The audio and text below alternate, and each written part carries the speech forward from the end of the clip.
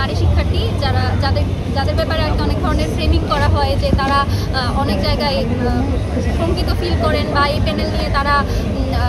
আশাবাদী নন, এমন অনেক কিছু ফ্রেম করা হয়। মাঠ পর্যায়ে কাজ করতে গিয়ে যেটা বুঝেছি, আসলে সত্যিকার অর্থে আমাদের প্যানেল এবং আমাদের যে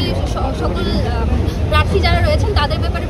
অ্যাপ্রোচগুলো খুবই পজিটিভ, এবং তারা আশাবাদী যে এই প্যানেল থেকে খুব একটা গুড ইম্প্যাক্টফুল একটা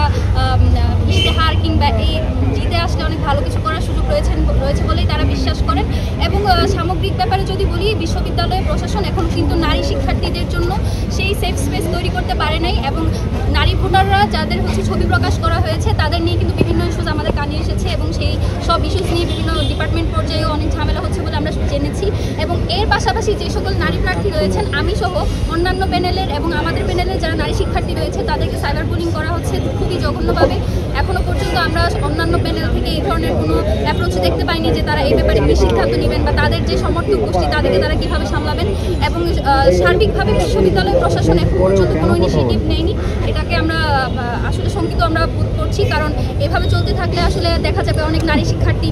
যারা প্রার্থিতা করছেন তারা যেভাবে তাদের প্রচারণা করার কথা সেটা আসলে সুযোগটা পাবে না। এবং আমরা প্রত্যাশা করছি প্রশাসন ভালোভাবে আর কি এই জিনিসটা ডিল